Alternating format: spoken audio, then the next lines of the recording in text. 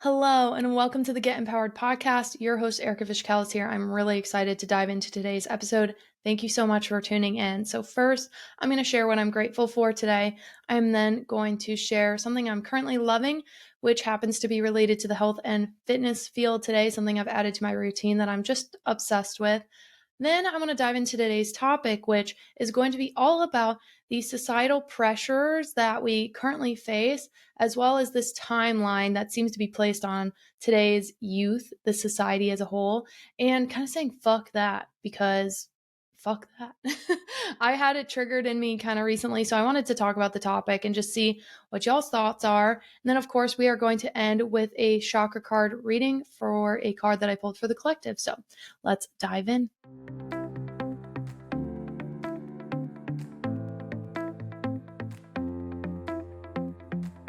Welcome to the Get Empowered podcast. My name is Erika Vichcales, and I am a mindset mentor, personal development junkie, holistic health advocate, and lover of all things spiritual. At the Get Empowered podcast, I'm here to help you overcome limitations, step into your power, and create your dream life. I've spent the last several years healing my mind, body, and soul, and have learned so much along the way. From healing trauma to navigating a sober lifestyle and learning how to step into my personal power, it has been transformational. If you're looking to heal, to be inspired, to uplevel your life, and to become the most empowered version of yourself, you've come to the right place. I created this podcast to help you know you are worthy of rewriting your story, to help you navigate your own empowerment journey. You are worthy of living your most authentic, aligned, and inspired life, and I can help you get there. Whether you are diving deep into personal development or just need a weekly pick-me-up, I've got you covered. Thank you so much for pressing play today. I cannot wait to transform together. Let's get empowered. Hello, welcome to the Get Empowered podcast. Your host, Erika here, and I'm so grateful for y'all being here today. And to start off this episode, I want to share what I am grateful for.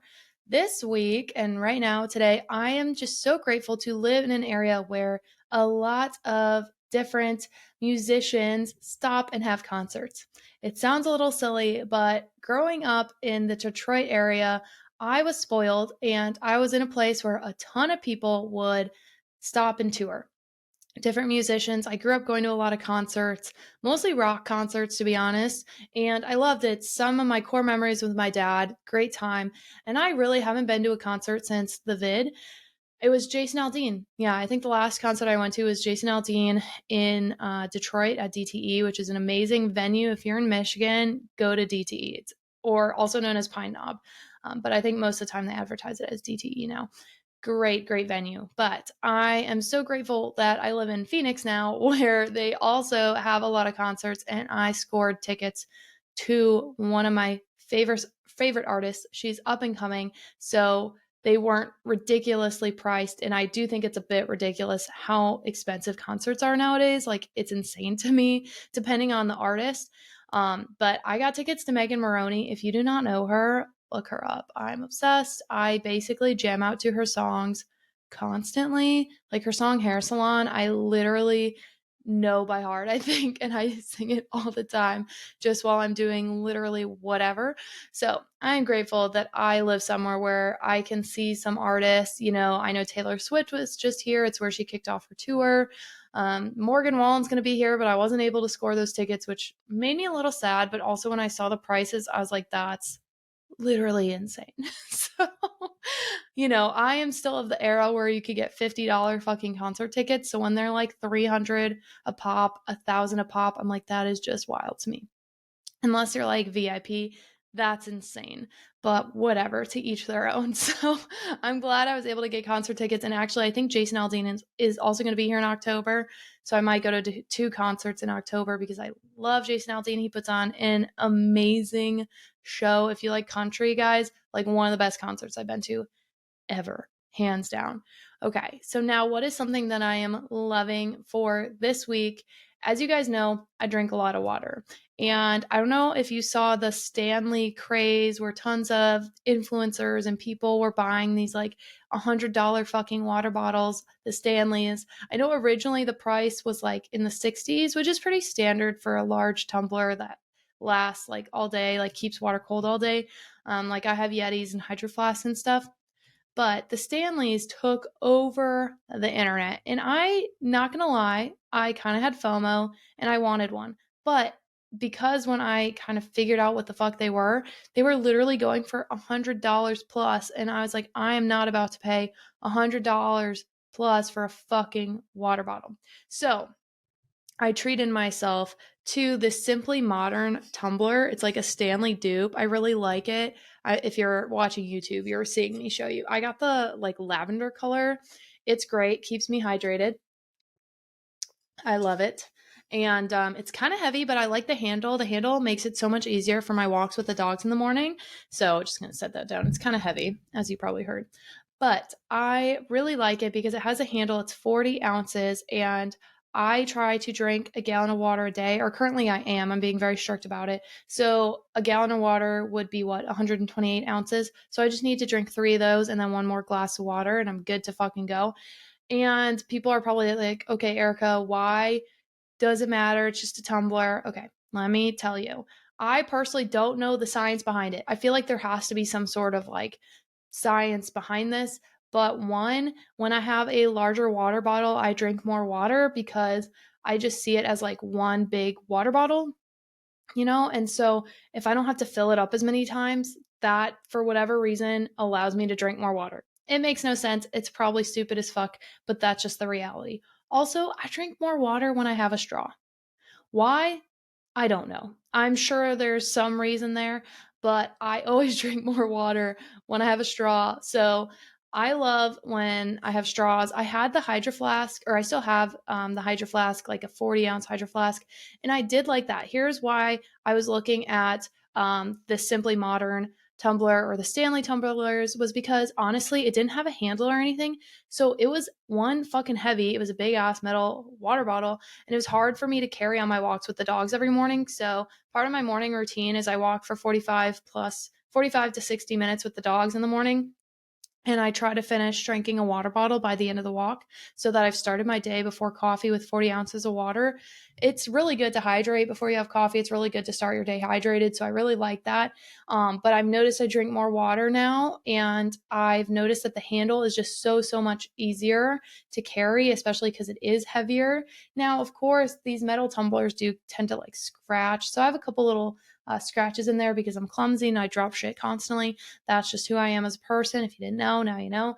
But if you're looking for a good water bottle, if you're looking to drink more water, I recommend getting a water bottle that's 40 ounces, 30 ounces. I really like 40 ounces and that has a straw. I have the Simply Modern. I'll put the link in the show notes. I really like it. It comes in a couple different cute colors, and it's just allowed me to drink more water. And I just honestly, I like it better than the Stanley. I think the Stanleys are not as cute as the Simply Modern ones, but I do think that the Stanleys have better colors. But they're also like sold out everywhere, except for like Poshmark or eBay, where they're like $100. And if you want to spend $100 on a water bottle, fucking go for it. But I personally am not. I'm not going to do that. So, all right, today's topic. What are we diving into? I wanted to share something that got triggered for me pretty recently, but I've now processed it. I've worked through it. So I think it's time to talk about it. And that is the timelines and the pressure that we put on ourselves, especially as women, but I feel like men have this too. But honestly, guys, this conversation might be geared a little bit more towards women this week because I was thinking about it. Let me just set the stage.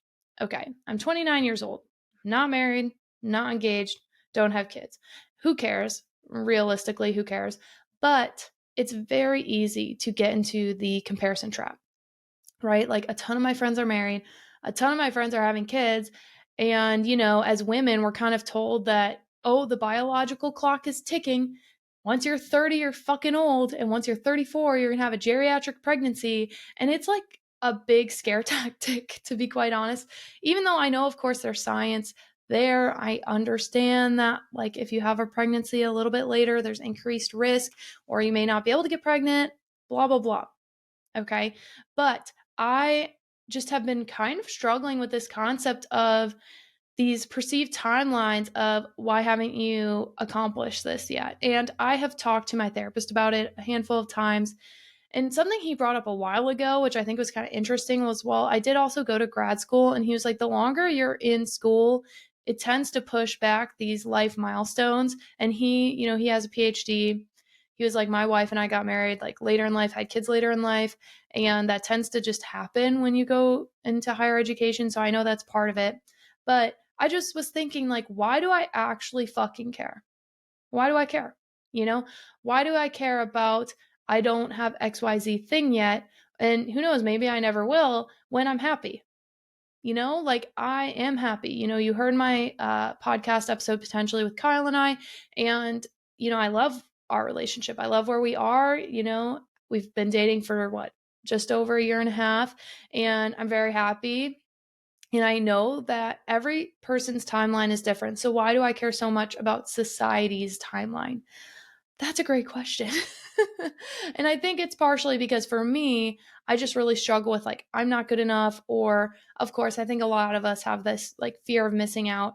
And that's what I wanted to talk about today was just the perceived timeline and the perceived things we need to do based on societal standards, based on the norms, versus what is best for you. And also divine timing. I'm a big, big believer in divine timing, right? So basically, let me just tell you the story that happened really quick. I was at a family function and I was multiple times I was asked, when are you going to have a kid? When are you and Kyle going to have a kid?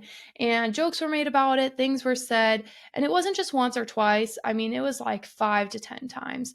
And this may sound stupid because in the moment I just kind of laughed it off, pushed it aside. I made one comment like the first time it was said, I was like, well, when he gives me a ring, we'll have that conversation, because I'm a little old school and I at least do not plan on purposely having a child before marriage. That's just me. I mean, if it happens, it happens, but I'm not like going out of my way to.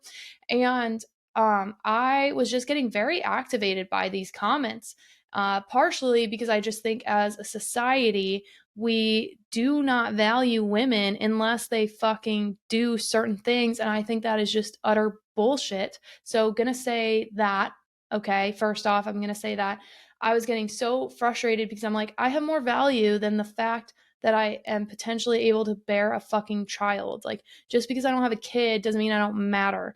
And my whole value in society is not fucking placed on whether or not I have a fucking child. So if we could stop bringing it up, that'd be great. Especially because like Kyle and I aren't there yet. Again, if it happens, it happens, but we're not fucking trying by any means. And we just both have goals we want to hit first before we have kids. And we both do want kids, God willing, but we've also both are the type of people that are like, well, if we can't, we can't. If we can, we can.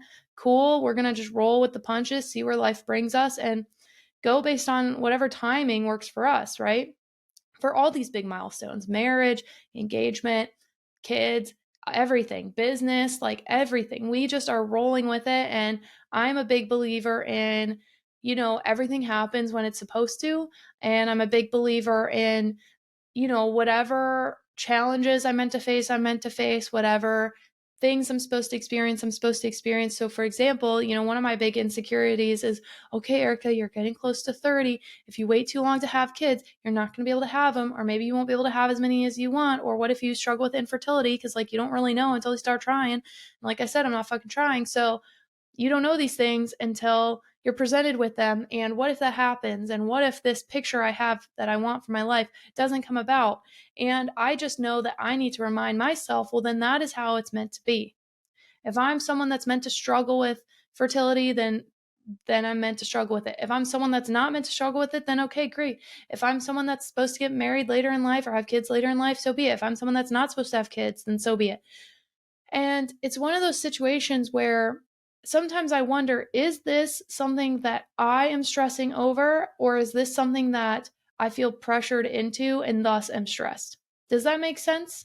I don't know if anyone else is struggling with this, but sometimes I think about, Erika, why do you care so much about what other people say, what other people think?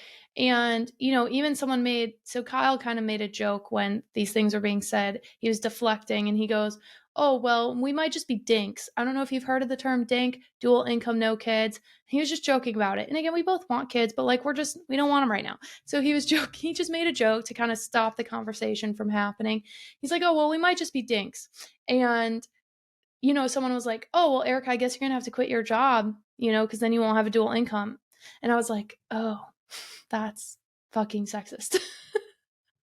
That's cool. We love that. As in, we don't love that at all. And in the moment, I was just so taken aback. I didn't like say anything. I was like, interesting. And again, Kyle and I have had those talks where maybe I would be a stay-at-home mom if like we had kids, or I'd try to continue working from home, or whatever the case may be. Because if I do have kids, I definitely am interested in homeschooling and all that good stuff. So I'm not shitting on anyone who does like stop working when they have children. That's cool. Do you? But I was just like, I like how that's the assumption. First, we're just pressuring me to have a fucking child, which is a massive commitment. It's massive thing on your body. Like, that's really frustrating. And I've had so much happen in the past year. Like, the last thing I needed was a kid. So that's been like the last thing on my mind in a lot of ways. But then at the same time, I do feel this pressure based on society and other people that just make me feel like I am behind. How many times have you just felt like you aren't living up to the societal norm or the societal standard and you just feel behind? And it sucks, right? It kind of hurts. And this is my reminder to myself, and I guess also to you guys, that your path that you are on is perfectly designed for you. Whatever obstacles you're meant to face, you face them. Whatever wins you're meant to have, you have them. Whether your timeline looks like everyone else's, it doesn't fucking matter, because whatever timeline you have, whatever experience in this world and in this lifetime that you have is the one that is meant for you. All the good, the bad, the ugly, the fun, the happy, the sad, it is meant for you. And so my challenge to myself and thus to you is, let's stop comparing ourselves and let's just be grateful for everything that we have along the way and all the experiences we have along the way. Kyle and I joke sometimes, oh, I really wish I'd met you sooner. But actually, I don't. Why? Because I needed to go through the things that I went through to be the person I was when I met him and to make it work. Just like he needed to experience the things that he experienced before we got together to be the right match for me, right? We needed to go through these different experiences. And I'm a big believer in like soul contracts. I really think that we have these soul contracts with people in our life, whether it's a romantic relationship or our family members or our friends. I really do believe people are in our lives for a season. So I was like, you need to go through these different seasons of life before I was meant to be in your season of life, and like vice versa. Just like with kids, if I'm meant to have kids, like they will come to me. If you haven't read the book Spirit Babies, is it out there? Yes. Is it very woo-woo? Also, yes. Did I find it to be one of the most comforting books ever on this subject of fertility and honestly even abortion and miscarriages? Absolutely, I did. It changed my perspective so much. And to me, it made so much fucking sense. So much sense. But that's just me. Also, I'm sure anyone with like a strict religious belief will call bullshit on it. So just know it is like a woo-woo spiritual book. But it brought me so much peace and comfort when I was thinking about that, because I do get scared sometimes. I get scared that I'm behind. I get scared that if I wait too long to do XYZ thing, I'm not going to be able to get the outcome that I desire. But again, I may not get the outcome I desire, but I'm going to get the outcome I need. And that can be really difficult to remember in those times where you're frustrated or you're sad or you're in your head. So remember that whatever life experience you're meant to have, you will have. And all the good, the bad, the ugly that comes with it, it is part of your karma in this lifetime. It is part of the experiences you're meant to have. And that can be really difficult. And also, if you aren't grateful for the life you have now, why would the universe, God, whatever, bring you these things that you desire? And that's one reason why I practice gratitude so much, is because it is so incredibly important to be grateful for what I have now, to even make room for new things to come in and new things to experience. And how many times in life do we feel behind? I think this is all the time. Like I said, a ton of my friends are married or are engaged. And not being that, I sometimes get my head about that, even though, like I said, I'm extremely happy. I'm happy. And if you know me and if you've seen my journey over the years, like a ton of people tell me all the time how they're so grateful to see me happy. And I'm like, yeah, me fucking too, right? It's awesome. So, like, who cares? Who cares? Realistically, not me. But then I noticed that honestly, the societal pressure to do XYZ thing has been so fucking strong. And now I do think it's shifting in my generation and the generations younger than me. I think us younger millennials specifically are kind of one of the first to, as a whole, and as many of us are getting married later, having kids later, maybe not at all to either of those things. And I think that's beautiful. And I think it's beautiful for us to all just allow us to live on the timeline that we're meant to. So I do think that pressure is decreasing, but it can be challenging. And I know, I felt that same way when I was in grad school and I had all my friends that were like getting their big kid jobs, but because I was still in school, I was not. And I was like, oh, I feel behind again. Or how I didn't get my first full-time job until 2018. And again, that's because, and I graduated undergrad in, let's see, in 26, or no, I'm sorry. I got my first full-time job in 2020. Yeah, in 2020. I completely fucked up that math. I got my first full-time job in 2020. I graduated from grad school in 2018. I graduated from undergrad in 2016. So it was a full 4 years before I got my first full-time job after college, or after my undergrad. And now, of course, I needed grad school. That's why I went to grad school. But, it was difficult when most of my friends were already several years into their career. And I'm just like, hey, I mean, yes, I had done internships, I'd done fellowships. That's why it was delayed, right? I did all the steps, I did all the things to get where I wanted to go. And then fucking like 3 years in, I was like, peace, bitches, I'm out. And I switched careers. And it's been a beautiful thing. And I needed the experience. And I'm so grateful for it. I love where I'm at. But it's interesting because it's like, okay, you were rushing to get to this thing. And then when you got the thing, you didn't even fucking like it that much. So, this is the lesson. Why do we keep rushing to get to the next step or get to the next milestone when we may not even like it when we get there? Why do we keep rushing? We need to stop rushing through our lives and start just enjoying the moments and the processes. I mean, I hear this from women with kids all the time and parents with kids all the time. Gosh, I wish I like still had them when they were babies. Like, I can't believe they're already 6 or 7 or 10 or 15 or what the fuck ever, right? I mean, shoot, my youngest brother is 10 years younger than me, almost to the day.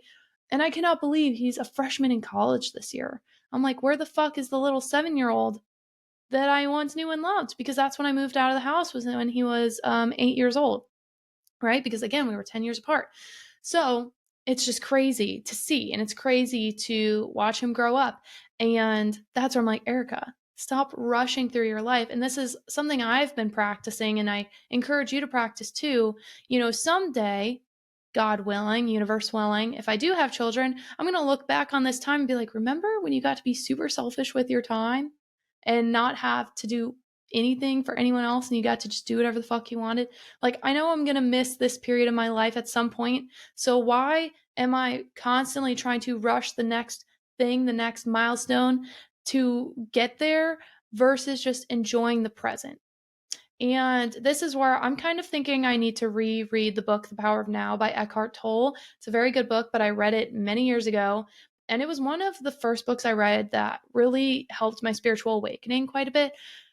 And I'm just thinking, I don't know if anyone else feels this way, but I know a lot of women, especially in their later 20s, early 30s, feel this pressure. I feel like it affects women more than men in certain spaces, especially the biological clock thing. Like, I hate that for us. I hate that pressure for us. And I know that science is getting better, but at the same time, anatomy is anatomy, biology is biology. It is what it fucking is. And I mean, one thing that scares me now, to be quite honest, if I'm just being very vulnerable, is I know a lot of women my age that struggle with infertility. They struggle with it. So then I do the math and I'm like, okay, well, I probably wouldn't even be trying for a kid for another like 2 or 3 years. By then, I'm going to be in my early 30s. And then is that too late? And then what if I struggle? And blah, blah, blah, blah, blah, blah, blah. And you know what? This is where I'm just working on, like, what I am currently working on is being grateful for what I have, as well as just accepting that whatever path life gives me is going to be beautiful, it's going to be special, and it's going to be meaningful. And I think that's sometimes why I get really activated when people are like, oh, when are you guys going to have kids? Oh, when are you guys going to get married? Because it's just a reminder that I don't, quote, have the thing yet. and that I may never have the thing. And then I get in my head even further and I'm like, well, you don't have the thing because you're not good enough for the thing, which is bullshit. And I know that it's bullshit. And that's where I'm just being transparent with you guys, because I think a lot of times people think, oh, like you have worked so much, like you don't have these struggles anymore. No, I do all the fucking time. This has been a 7-year plus process, but it's still a process and it's still struggle, and it's still something that I'm working through, right? Because I am not perfect. Far from it, actually. And I just remember that no matter what life I'm going to live during my time on this planet, it's going to be beautiful. It's going to be magical. It's going to be fulfilling. It's going to be rewarding. So it really doesn't matter if I check all the boxes or not, and if I do it in the order that society has told me to do it, right? Like none of that shit matters at the end of the day. And I've realized that. And I don't know if anyone else struggles with this. So I could be just, speaking to the wind, speaking to myself right now. But this is my reminder to you guys that it's so important to just be grateful for what you have in the moment. And I'm saying it to you because I need to hear it. And if I need to hear it, someone else probably needs to hear it, right? That's kind of why I share these things, and I share these moments where maybe I'm down or I'm struggling, because I know that if I am, the likelihood of someone else as well is pretty high. And then ironically, guys, this might not make any sense either. On one hand, I'm like, oh, it'd be so cool to be a parent. But then I look at like some of the struggles that parents face nowadays, and not to bring it up, but we just had the recent school shooting in Nashville, and all these school shootings are just absolutely horrific. They just tear my heart apart, honestly. But this one, for whatever reason, it just really like, I don't know, it just hit home harder, and it makes no fucking sense because I have no ties to it, but I just feel like it breaks my heart. I don't know if it's because it was a female shooter this time or whatever. Not going to get into the politics behind it, but I don't know what it was, but it just like, it made me so sad. It made me so sad. I think just seeing so much hate in the world, right? But we're not going to go down that sad, low path.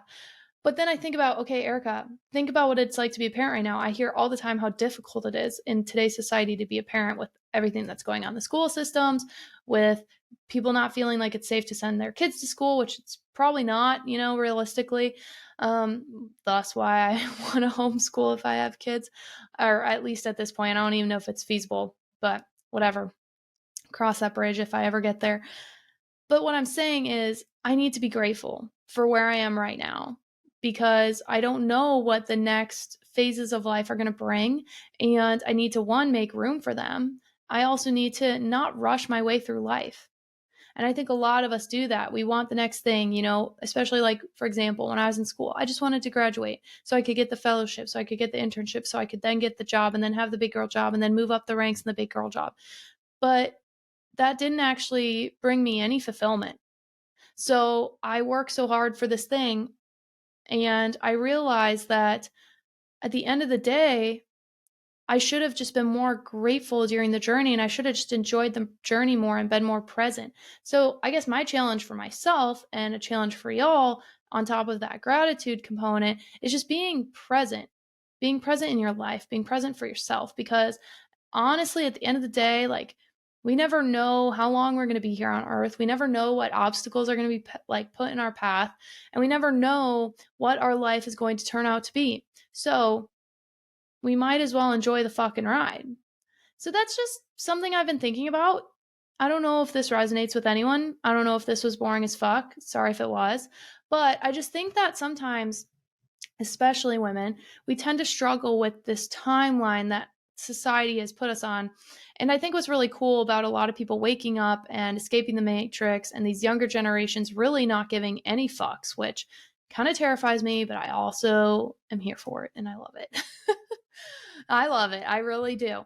Is that we can create our own fucking timeline. We don't need the timeline that generations before us had. We do not need these societal standards. We can make our own fucking standard.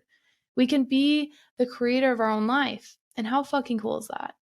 So we're gonna leave it there, but just something to think about. Okay. And what's kind of fun is I did pull a chakra card for us, because I'm loving doing this. I don't know if y'all just think it's a little too woo-woo. So if you kind of pause the episode at this point, I don't blame you. It's okay. But we pulled the inner child healing card. And as I was talking about, when I was discussing, today's topic and the insecurities it brought out in me. A lot of that was my inner child wounds of I'm not good enough, I don't deserve it, blah, blah, fucking blah. So, of course, we pulled, if you can see on the YouTube, the inner child card, which is associated with the heart chakra, which typically is like a rose quartz crystal if you have one. I don't. So I use this beautiful pineapple quartz crystal if you can see it if you're watching. I fucking love it. But basically, with this card, there's a couple things here. So, first of all, it's just a reminder to be open to the inner child within you. And this is potentially, again, take what resonates, leave the rest. If it doesn't resonate with you, just it's chill, no biggie. But someone out here needs to hear this message, I'm convinced, or we would not have pulled this card today. I know I need it, right? So, inner child is connected to the heart chakra. And a lot of times we have blockages in this heart chakra when we have, maybe some family trauma, when we have some inner child healing work to do. So, this is your reminder to do that reparenting work. I think I talked about it like 2 episodes ago. I got some good feedback on that episode that I believe it was episode 56. 55 or 56, where, people had reached out to me and were like, wow, I hadn't even thought about reparenting myself. Yes. Many, many, many of us need to work on reparenting ourselves based on the inner child wounds that we have. And that's not shitting on our parents. They did the best they could with what they had, right? Just like the parents of this generation, they are doing the best they could with what they have. So this is your reminder to allow your inner child to heal. Give your inner child some TLC, because honestly, I think one of the biggest things that you can do to help your heart chakra is just show love to yourself. Stop beating yourself up so much. I mean, shit, I just talked about in this whole episode how I'm beating myself up over not reaching XYZ thing. Okay? And so I need to give myself a little bit more kindness and compassion and love, a little TLC. And so something I've actually been doing to help heal my inner child is activities that I loved as a kid. That is a start. If you're like, okay, Erika, how do I heal my inner child? Well, one, I'm not a fucking expert. I'm just going to share with what's worked for me. So one thing I've done is really looked at what are things I enjoyed to do as a kid. Like I mentioned earlier, singing, fashion, doing my nails, getting like ready for the day. These are all little things that I'm doing to like heal my inner child, as well as, and so I need to show it love, right? I need to show the inner child Erika love. And part of that is when I get upset about something and I'm able to connect it to my past. One thing you can do is just how can you show that younger version of you love? And this might sound very woo woo esoteric, but sometimes even just imagining yourself hugging that inner child and maybe giving it the love that it did not receive when it was younger or the attention it needed. Like one of the things I'm most proud of is I am actively becoming the woman I needed when I was younger. And again, that's not shitting on the women that I had in my life. They all did the best they could with what they had, right? Just like I'm doing the best I can with what I have. But I am working on healing those inner wounds by showing them love, showing them compassion. And so when I'm down, I do let myself feel the feelings. I just choose to not get stuck there, like I talked about 2 episodes ago. So, how can you show your inner child some TLC? How can you also, here's another big part, play. One of the best ways to heal your inner child is to play. Allow yourself to play. So like I said, what did I like to do when I was younger? Can you implement doing those things? So for me, a big part of my play, my inner child healing is allowing myself to get out in nature, yoga, singing, art, doing my nails. Like they're all different things. Maybe, one thing I love, it's honestly so fun to see. So as you heard on our relationship episode, as I've mentioned before, Kyle is obsessed with Honda ATCs. So also I'm just going to put it out there. If you have a Honda ATC, a 3-wheeler, or even just another three-wheeler of another brand, let him know because he may want to buy it off you. That's why our backyard is fucking full of them. And a lot of people actually would be like very annoyed by how many he has, right? A lot of people would. Here's the thing. I see how happy it makes him. I see how much love he has, how much passion he has for the Hondas, for the ATCs, for going out in the desert and riding. And it's very fucking cool to see his inner child get to experience things that he didn't get to as much as a kid as he wanted to. That's why he's so fucking obsessed with it, right?